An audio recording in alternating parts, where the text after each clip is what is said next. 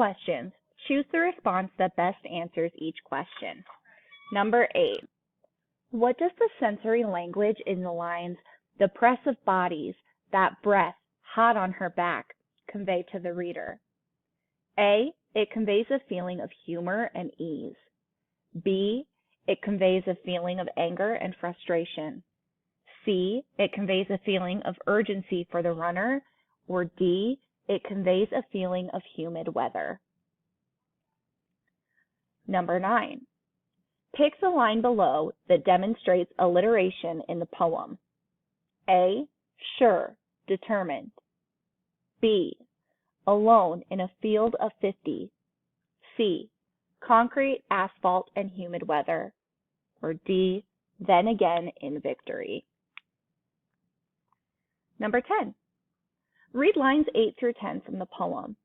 The experts claimed she couldn't possibly keep to the end. The author most likely includes these lines to describe A. Those who doubted her Olympic success as a woman. B. What the runner heard over the loudspeaker as she ran. C. Why the runner gave up and lost the race. Or D. General rules and understanding in marathon racing. Number 11. In line 3, what does the word surged mean in this sentence? A.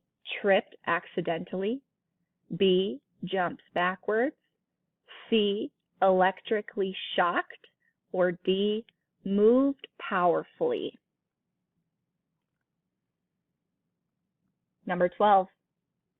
Read lines 11 through 13. Sure, determined, moving to an inner rhythm, measuring herself against herself. What effect do these lines have on the meaning of the poem? A. They illustrate Bonneau's positive mindset to show that she is focused on challenging herself. B. They describe Bonneau's slow pace to show that she is not a competitive person. C. They reveal Bonneau's thoughts to show that she isn't aware of other people's low expectations of her. Or D. They reveal that Joan Bonneau knew that she was going to win the race from the very beginning. Number 13. Which of the following lines is an example of onomatopoeia? A. Run the lap. B. Set a pace. C. Moving to an inner rhythm. Or D. Roar of the crowd. Number 14. What does the stanza, "And she was still fresh and not even out of breath and standing," tell the reader about the runner? A. The runner is in very good shape. B. The runner is very tired from the marathon. C. The runner is not yet finished. Or D. The runner quit the race early. Number 15. How does the poem describe Joan Bonneau?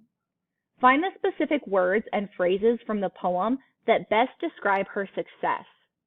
Cite these words and phrases as the text evidence in your response.